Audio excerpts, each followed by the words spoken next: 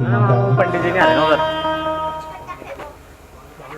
जगत की अधिष्ठात्री देवी भगवती माँ जगदम्बा रेणुका राजराजेश्वरी संत समाज विप्र समाज सिद्धजन योगी जन क्षेत्रपाल दिक्पाल इष्टदेव कुलदेव सभी को नमन करते हुए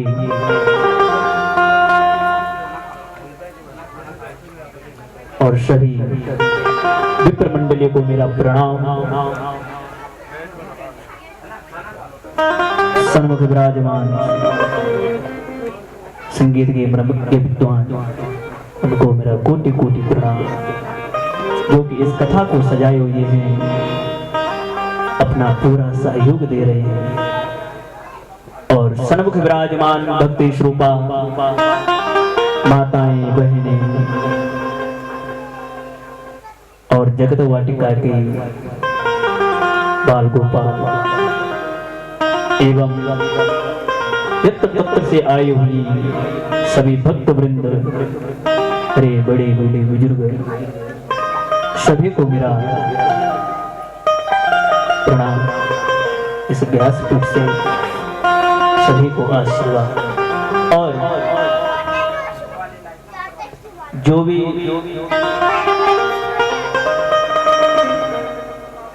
इस कथा को सजा रहे हैं, कोई सेवा में लगा हुआ है, अपने अपने जिन से जितना हो पाया वो कर रहे हैं, पूरा सहयोग दे रहे हैं। तो इस कथा के मुख्य यजमान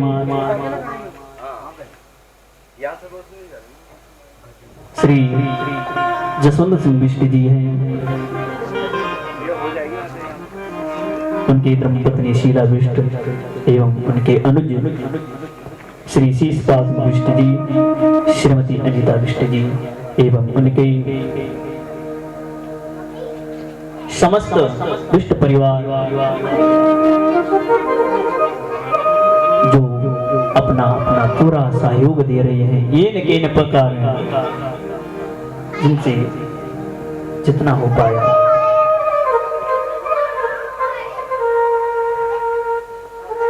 तो आइए अहित की कृपा बरसाने वाली परम पूज्य श्री सद्गुरुदेव भगवान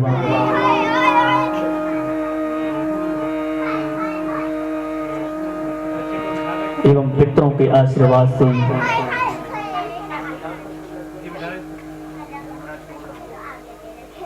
हम इस कथा में प्रवेश कर रहे हैं।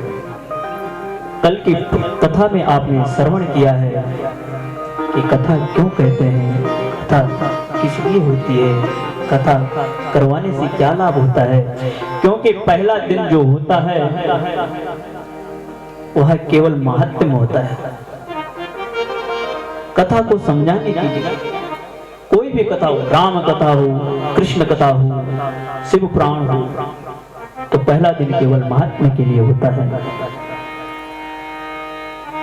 क्योंकि जब तक हम किसी चीज को जानेंगे नहीं तब तक हमें उसमें प्रीति नहीं होती है।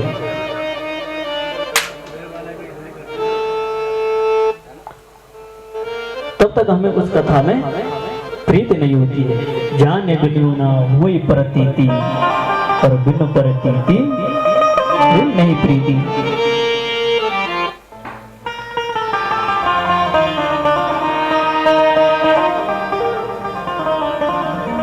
जब तक हम किसी चीज को जानते नहीं है तब तक हमें उसमें प्रीति नहीं होती है। तो कल हमने श्रवण किया सच्चिदानंद भगवान, सच्चिदानंद रूपाय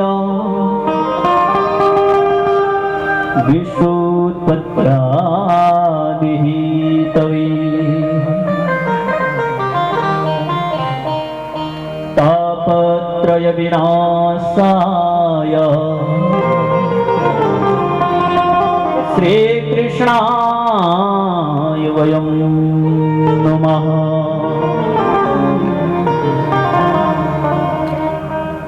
श्री कृष्णाय वयं नमः।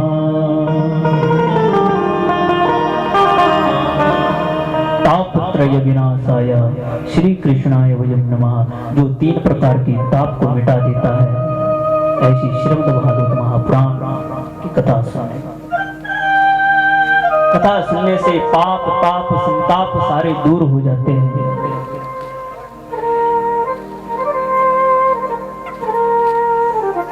जिस प्रकार जंगल में शेर होता है, तो जब तक शेर सोया हुआ है तब तक सभी वन्य जीव इन प्रकार चें चें करते रहते हैं। और जैसे ही सिंह की दहाड़ सुनते हैं,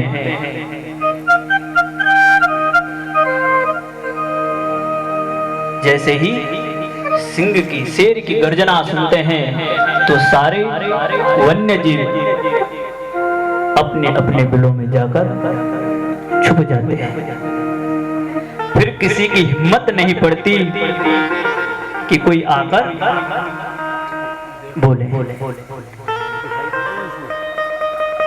उसी प्रकार यहाँ श्रीमद् भागवत महापुराण की कथा जब तक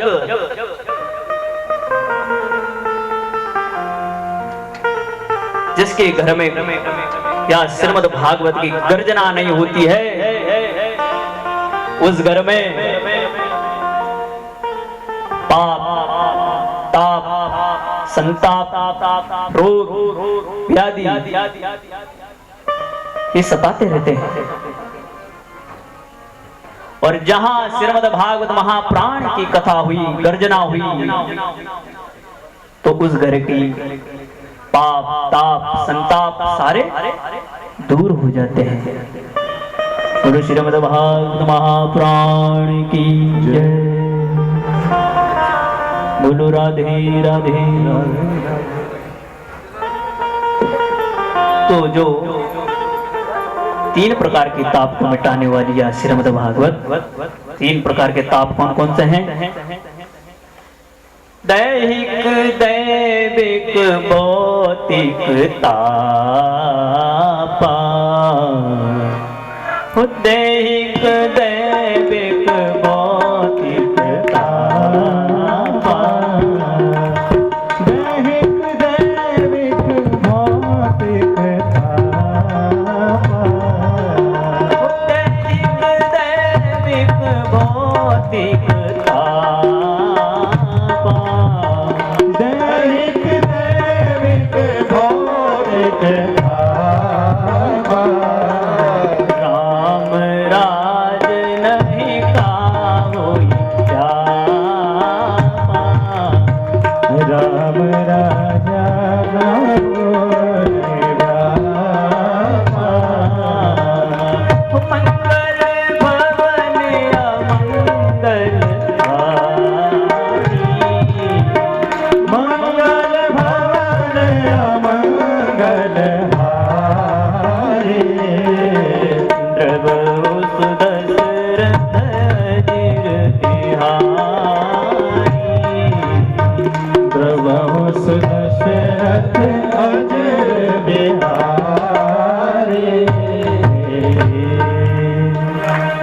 राजा रामचंद्र भगवान की जय। ये 3 प्रकार की ताप है, दैहिक दैविक और भौतिक। ये 3 प्रकार के ताप हम लोगों को हर समय हर घड़ी इन प्रकारों से सताते रहते हैं। दैहिक जो हमारे खुद के देह से उत्पन्न होते हैं,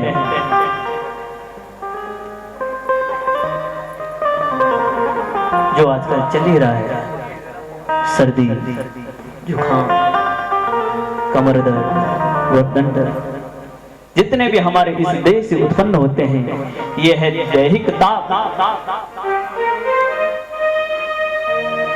और दैविक ताप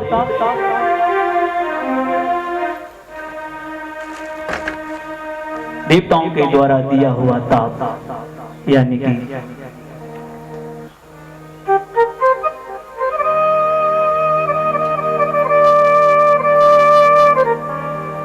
जिस प्रकार 2013 में श्री केदारनाथ जी में बाढ़ आ गई, ये क्या है? ये देवी आपदा है और भौतिक दैवी किताब जो ग्रहों के द्वारा हमें हर समय सताते रहते हैं। और सबसे बड़ा हमारा क्या है? मनस्ताप। बेटा नालायक हो गया तो माँ बाप को चिंता होने लगती है। क्या होने लगती है? चिंताएं होने लगती है। या किसी धमकी आ गई या चोरी हो गई, ये जितने भी ताप है ये क्या है? मनस्ताप है। तो जो इन तीनों तापों को मिटाने वाली तापत्रय विनाशाय श्री कृष्णाय वयं नमः, ऐसे भगवान श्री कृष्ण को हम प्रणाम करते हैं।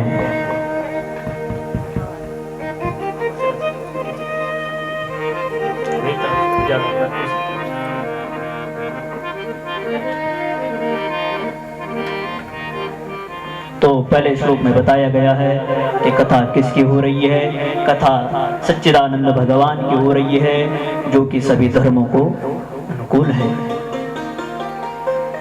और दूसरे श्लोक में सुखदेव जी का आह्वान किया गया है, यम प्रव्रजन्तमनुपेतमपेत कृत्यं द्वैपायनो विरह कातरया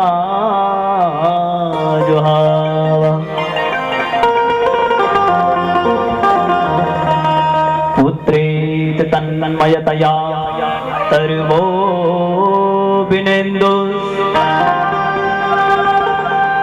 तं सर्वभूत हृदयं मुनिमानतोऽस्मि।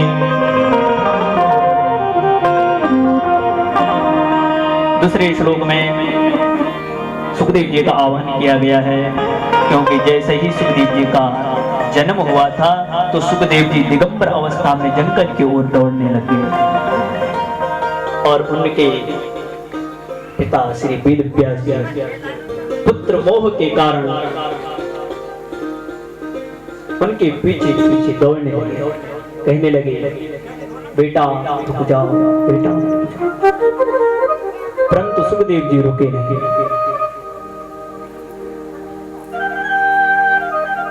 पुत्रेत तन्मयतया तर्वो विनेन्दु विरह कातर आजुहावा, विरह करुणा स्वर में पुकारने लगी। और तीसरे श्लोक में बताया गया है कि कथा का स्थान नेमिषे सूतमासीना अविवद्य कथामहि तथा मृतरसस्वादः कुशलोऽसो नको ब्रवीत्। कथा का स्थान क्या है? नैमिषारण्य।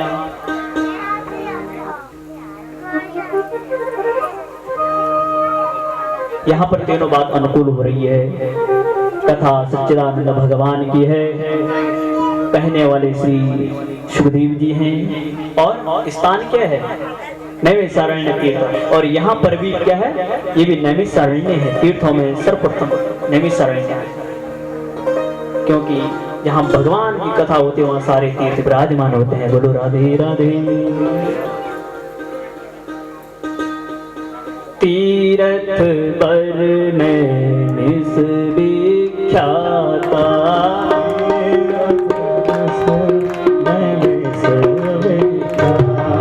तीर्थ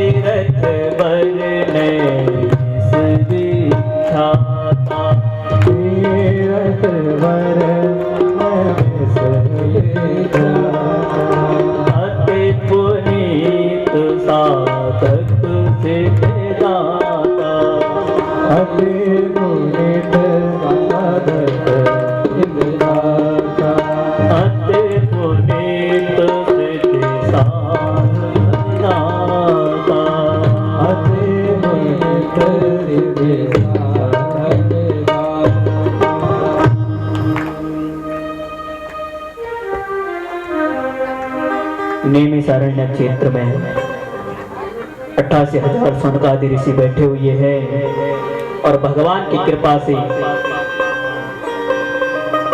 सहस्त्र वर्ष यज्ञ का आयोजन किया हुआ है और विचार करने लगे कि प्रभु हम इस जीवन को कैसे धन्य बनाएंगे। और उसी समय विचार कर ही रहे थे कि सूत जी का आगमन वहां पर हुआ। जैसे ही सूत जी का आगमन हुआ, यहाँ पर विचार करना है कि सूत जी छोटे हैं, अवस्था में छोटे हैं और वहां पर 88,000 शौनकादि ऋषि उनसे बड़े हैं, आयु में बड़े हैं, धन में बड़े हैं, बल में बड़े हैं। और सूत जी कितने? केवल 16 वर्ष।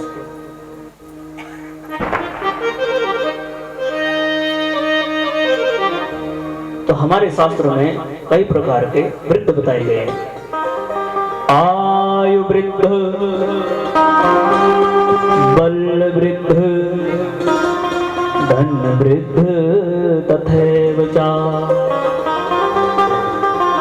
तेरि सर्वे ज्ञान वृद्ध किंकरा शिष्य किंकरा।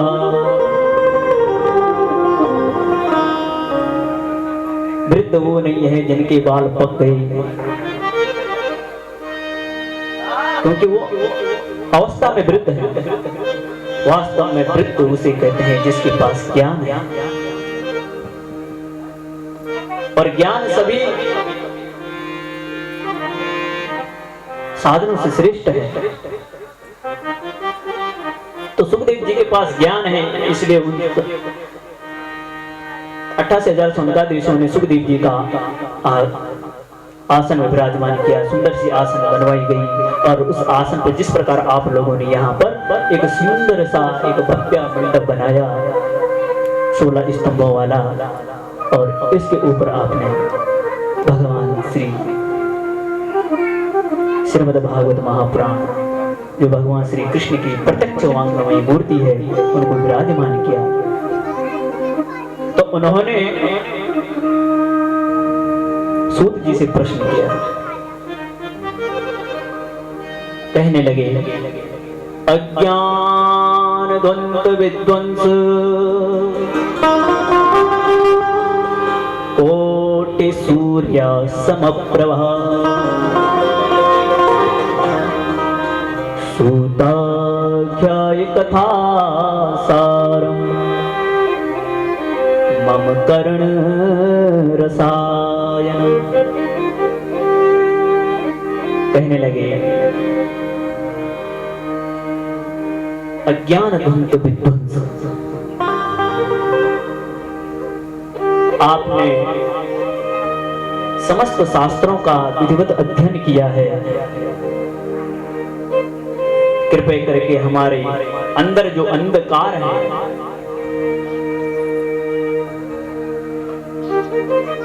भगवान सूर्य उदय होते हैं तो सारा संसार का अंधकार दूर होता है। क्या होता है? अंधकार दूर होता है। और जब सूर्य नारायण अस्त हो जाते हैं तो फिर क्या होता है?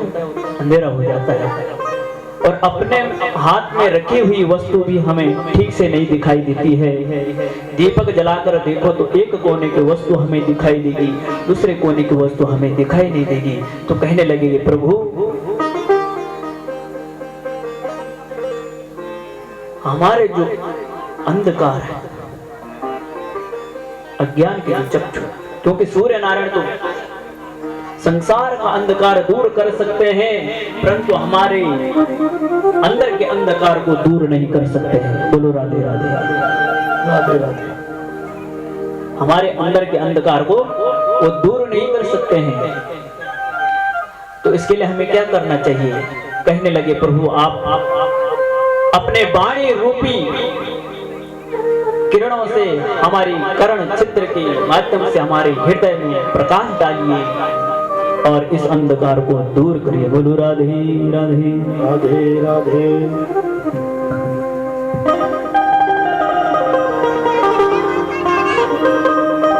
और कहने लगे सूताख्याय कथा सारम।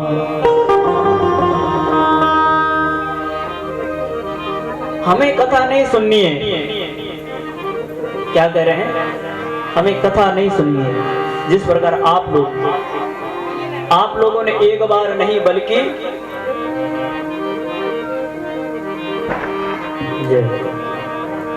आपने बहुत बार श्रीमद् भागवत की कथा का श्रवण किया है,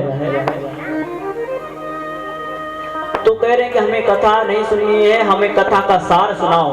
और हम भी आपको कथा नहीं सुना रहे, कथा का सार सुना रहे हैं, जिससे हमारी करुणा को तृप्ति हो।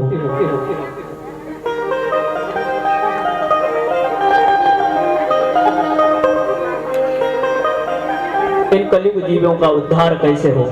क्योंकि यह काल रूपी सर्प जो है सबके सर में मंडरा रहा है। काल ब्याल मुख ग्रास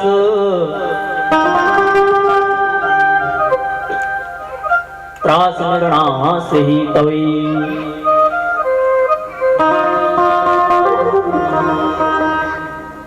तो यह काल रूपी अजगर जो है सभी के सर में मंडरा रहा है प्रभु।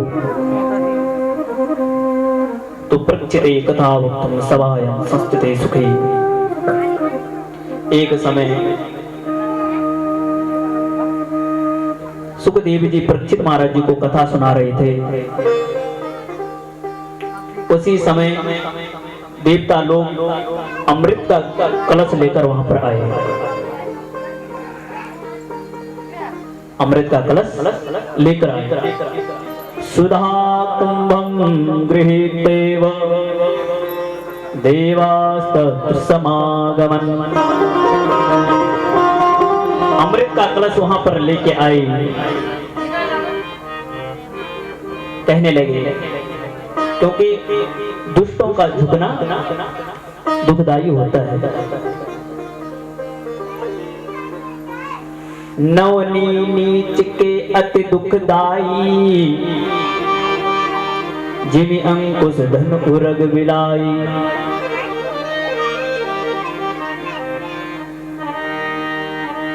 अंकुश माने होता है बिलाई, जैसे बिल्ली, धनुष, सांप, ये जब झुकते हैं तो किसी न किसी को अवश्य कष्ट देते हैं। आज देवता लोग स्वभाव परिवर्तन होता है धीरे धीरे।